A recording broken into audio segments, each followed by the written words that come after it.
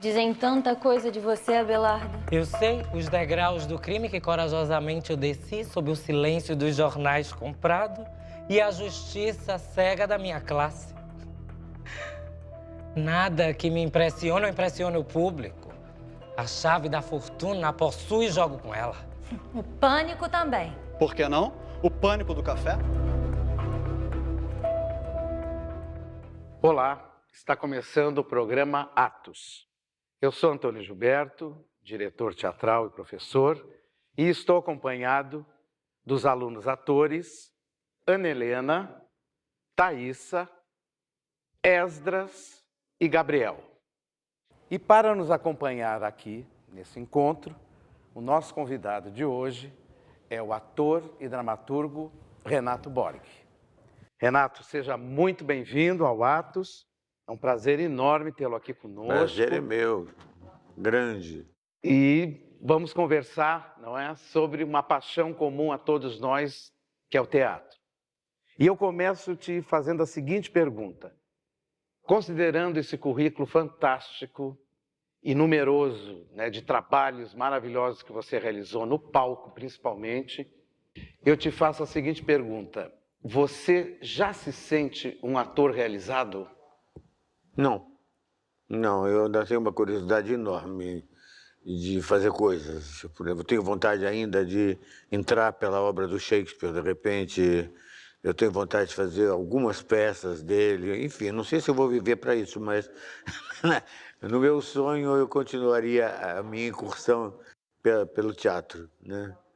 Eu não acho que terminou, estou satisfeito, pronto, posso parar. Isso não passa pela minha cabeça. O que você quer para o teatro? Eu quero condições de trabalho, eu quero que o teatro tenha apoio dos governos. Não sei se vocês separaram, mas você já viu um candidato à presidência da República que fale que é preciso educação e cultura? Não, a cultura é uma palavra que não se toca, ela é considerada supérflua e é mentira, porque educação sem cultura não resolve.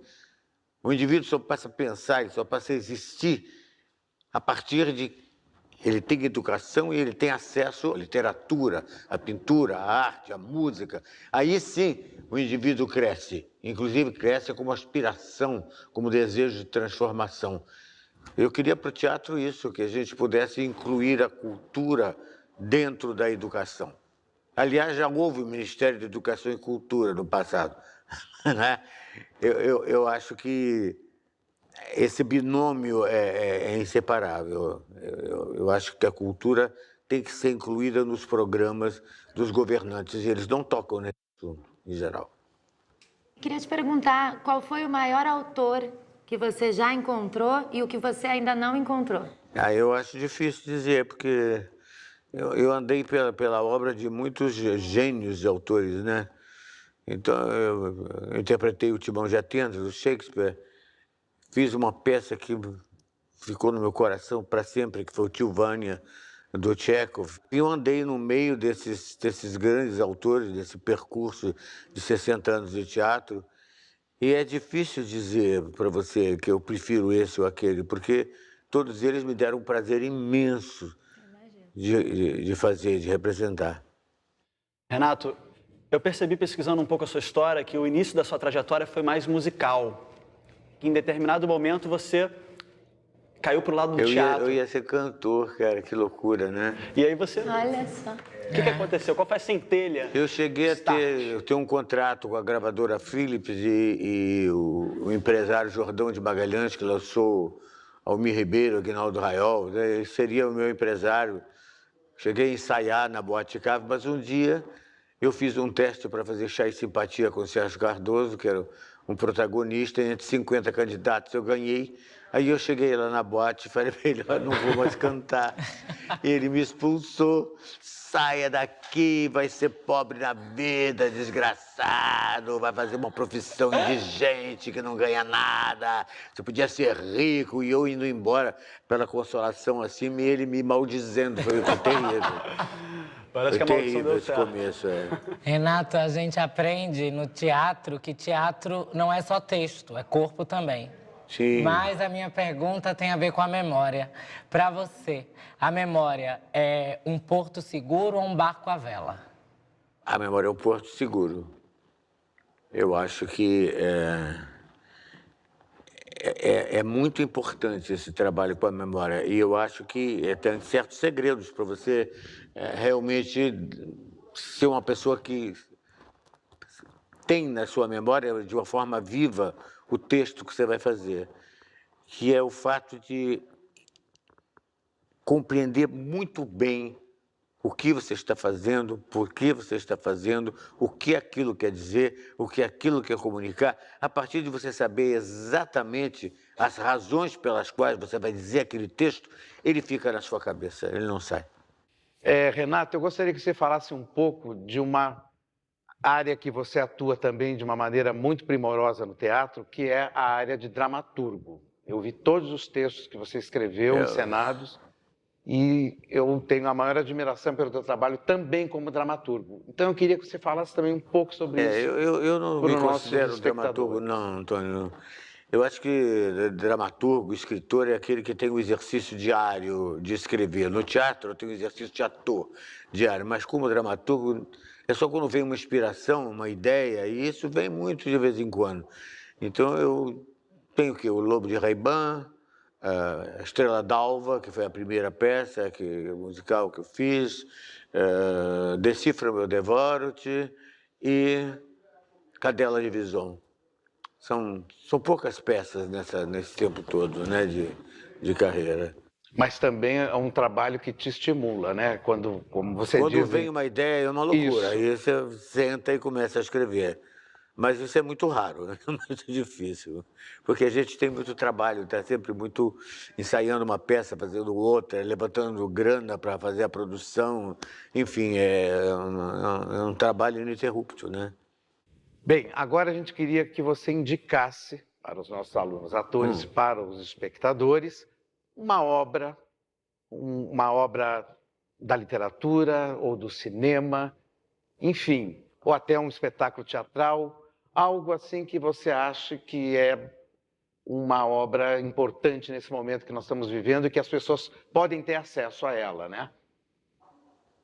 Bom, eu acho que como leitura para o pessoal que faz teatro, que está estudando teatro, eu acho muito importante um livro sobre a obra do Shakespeare, chama Shakespeare, o Inventor do Humano, do Harold Bloom, que é um crítico moderno e que faz uma análise de cada peça do Shakespeare de uma forma primorosa, é um corte dentro da obra, e você passa a entender de uma forma muito viva e efervescente o que o Shakespeare quis fazer e o que ele quer dizer hoje em dia.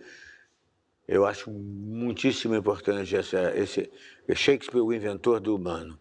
Eu acho que para nós que fazemos essa arte é muito importante uma leitura permanente, não só de teatro, mas de tudo. Nós somos uma antena parabólica recebendo todas as influências, não é? Recebendo o mundo que vai chegando, e a gente filtra isso e transforma em arte. Então eu acho que essa coisa ligada no mundo é muito importante. No próximo bloco, nossos atores, alunos, irão apresentar uma cena de uma peça que marcou muito a carreira de Renato Borg, o nosso convidado de hoje. Nós voltamos logo após o intervalo.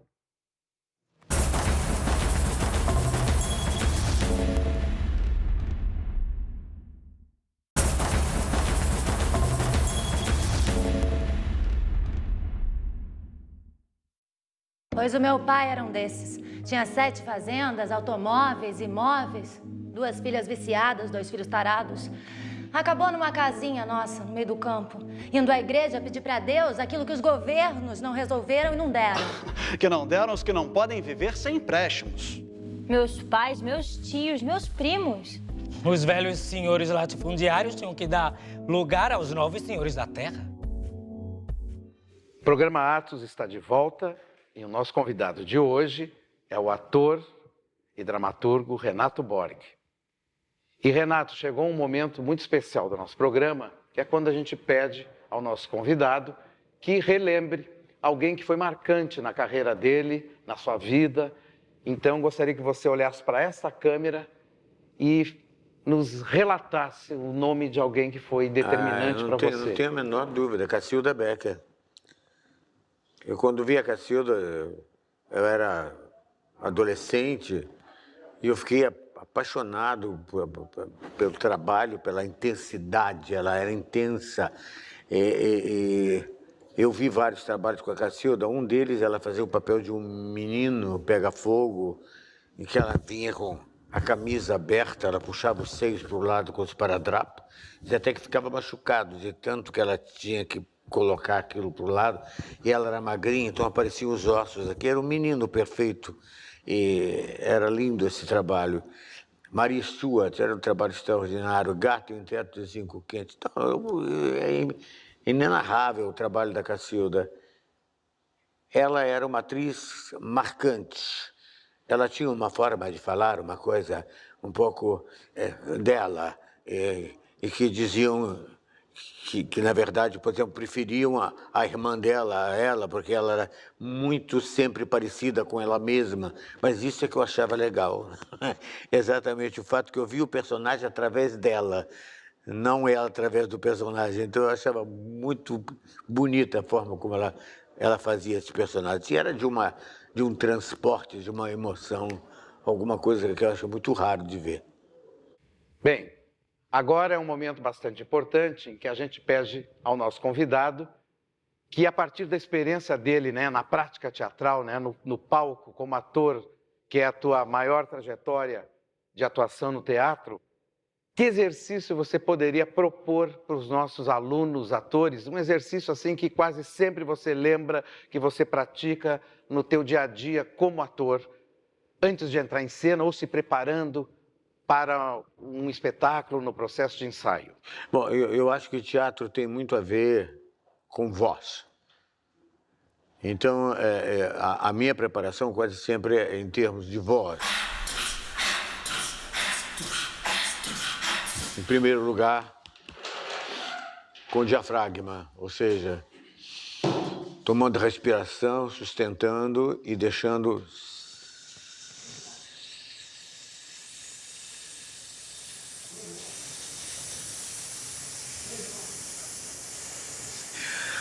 até acabar, mas enche o pulmão e não só, aqui também o abdômen, a respiração abdominal é muito importante. Então, ó, enche essa caixa toda aqui, segura o diafragma.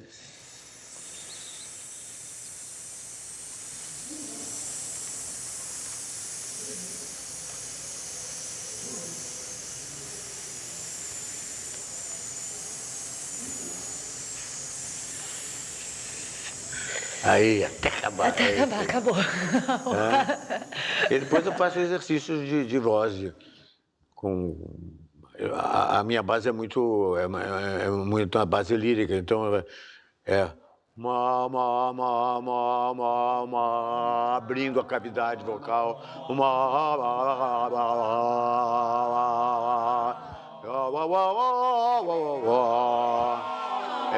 Vai sentindo a voz e vai descobrindo o prazer de usar a sua voz, porque realmente é um instrumento fundamental, né? É, total. É isso, quer dizer, o exercício que me vem à cabeça imediatamente é esse, e eu espero que vê-los em cena o mais breve possível. Tá? Quero ter o prazer de ver vocês em cena. Muito obrigado a vocês. Muito obrigado. Foi um prazer. Agora nós vamos solicitar ao Renato que nos conte uma história que só ele saberá se é verdadeira ou falsa. Uma história de coxia ou de espetáculo ou da sua própria vida. Renato, o público vai ficar sabendo se essa história que você vai nos relatar é verdadeira ou falsa, acessando a página do programa. Então, por favor. Então, a história é assim, eu tinha 21 anos, fui fazer um teste para o protagonista do Chá e Simpatia, o Sérgio Cardoso me recebeu e fez um teste comigo. Eram 50 candidatos, mas ninguém assistiu o teste de ninguém, isso foi ótimo. E quando acabou, ele me disse: O papel é seu. Nunca mais deixe o teatro. Você é um ator, mas você tem tudo contra você. Você é baixinho, você é franzino, você tem tudo contra o físico de um primeiro ator. Mas você é um ator. Eu fiquei muito feliz, apesar de ter levado uma tijolada na cabeça, porque eu nunca pensei que eu fosse tão insuficiente assim, do ponto de vista físico, né? E realmente, no começo da minha carreira, eu enfrentei demais isso. Vocês poderão saber se essa história que o Renato acabou de relatar é verdadeira ou falsa, acessando o site do programa ao final da sua exibição. Agora vamos assistir a uma adaptação de um trecho de uma cena de O Rei da Vela que os nossos alunos atores prepararam em homenagem ao nosso convidado Renato Borg.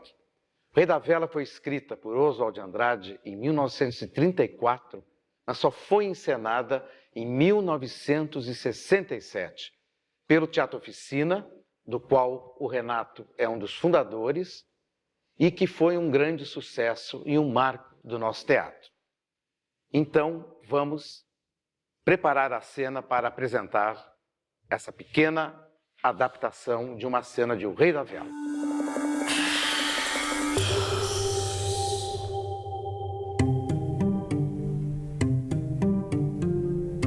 Por que você tem esse quadro aí? A Gioconda, um naco de beleza, o primeiro sorriso burguês. Você é realista, Abelardo. Por isso você enriqueceu tão magicamente. Já meus pais, lavradores, durante 100 anos, empobreceram em 2. Mas trabalharam e fizeram trabalhar para mim milhares de seres durante 98 anos. Dizem tanta coisa de você, Abelardo. Eu sei os degraus do crime que corajosamente eu desci sob o silêncio dos jornais comprado e a justiça cega da minha classe. Nada que me impressione ou impressione o público. A chave da fortuna possui e jogo com ela. Pânico também. Por que não? O pânico do café? Com dinheiro inglês, comprei café nas portas das fazendas desesperadas, descobri e incentivei a regressão à volta à vela, sob o signo do capital americano. Ficaste o rei da vela. E com muita honra, o rei da vela dos miseráveis agonizantes, o rei da vela de sebo. As empresas elétricas fecharam com a crise e ninguém mais pode pagar o preço da luz. Pela minha mão previdente, eu trouxe a vela. E nesse país tão medieval que é o nosso, ninguém vai ter a coragem de atravessar os umbrais da morte sem uma vela à mão. Herdo um tostão de cada morto nacional. Pois o meu pai era um desses. Tinha 7 fazendas, automóveis, imóveis, 2 filhas viciadas, 2 filhos tarados. Acabou numa casinha nossa, no meio do campo, indo à igreja pedir para Deus aquilo que os governos não resolveram e não deram. Que não deram os que não podem viver sem empréstimos. Meus pais, meus tios, meus primos. Os velhos senhores latifundiários tinham que dar lugar aos novos senhores da terra. No entanto, eles dizem que acabou essa história de senhores e latifúndios. Você sabe que o meu caso prova o contrário. Eu ainda não tenho o número de fazendas que o seu pai tinha, mas já possuo uma área cultivada maior do que a que ele teve no apogeu. Há 10 anos, a saca do café é 200 mil réis. Senhora minha noiva, a concentração do capital é um fenômeno que apalpo com a minha mão sob a lei da concorrência. Os mais fortes comerão os mais fracos. Desde que isso existe, os latifundiários têm que dar o lugar aos novos latifundiários. Formidável trabalho seu. Não faça ironia com a sua própria felicidade. Nós dois sabemos que milhares de trabalhadores trabalham de sol a sol para nos dar conforto. E você não teme nada? Os ingleses e os norte-americanos temem por nós. Nosso destino está ligado ao deles. Devemos o que temos e o que não temos. Hipotecamos cachoeiras, quedas d'água, palmeiras e araras. Ontem eu li no jornal que só a Inglaterra são 300 milhões que se deve, mas chegaram só 30. É provável, mas compromisso é compromisso. Os países inferiores têm que trabalhar para os países superiores, assim como os pobres trabalham para os ricos. Eu sei que eu sou um simples feitor do capital estrangeiro, um lacaio se quiserem, mas não me queixo. É por isso que eu possuo uma ilha, uma lancha e você.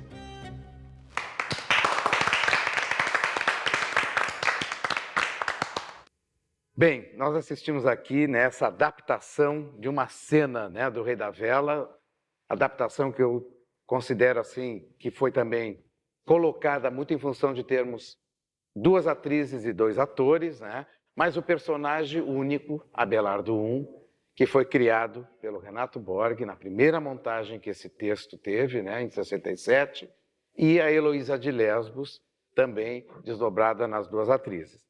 Mas a gente vê por esse pequeno trecho, né, Renato, a força desse texto, né, a crítica desse texto, tão atual como a gente viu comprovada, né, a atualidade dele na montagem que comemorou 50 anos da montagem original, né, da encenação do José Celso Martínez Correia, e que o Renato teve a oportunidade de nos presentear naquele mês em que ele participou da temporada paulista de O Rei da Vela, né, desse personagem tão incrível que ele criou.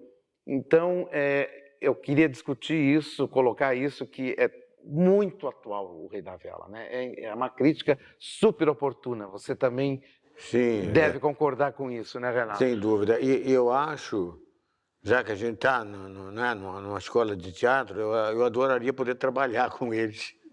Porque tem uma coisa fundamental nessa cena, que eles se desafiam. Então a Heloísa dizem tanta coisa de você, Abelardo. Eles falam, já sei, os degraus do crime que eu desci corajosamente. Sabe, eles vão em cima um do outro e com ironia, sarcasmo e violência. É uma cena antropofágica, eles se engolem, eles se devoram. Então a gente podia fazer um trabalho lindo aí em cima disso. Seria um prazer. Com certeza. Ótimo. Acho que é uma bela sugestão. Né? Foi uma homenagem maravilhosa. Obrigado, viu? Muito obrigado. Você. Obrigada a você,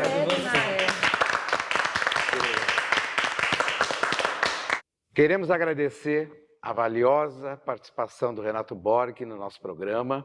Foi muito importante ter você aqui, conversando com os nossos alunos atores, com os espectadores, passando um pouco dessa tua experiência maravilhosa. Então, nosso agradecimento por essa participação aqui conosco e desejar a você muitos e muitos e muitos personagens e espetáculos. Tomara. Porque é um prazer enorme poder ter você como um grande ator do nosso teatro. Obrigado. E poder te assistir. Eu agradeço a vocês palco. também, viu, a homenagem. Muito obrigado. A gente que agradece. Obrigado, viu?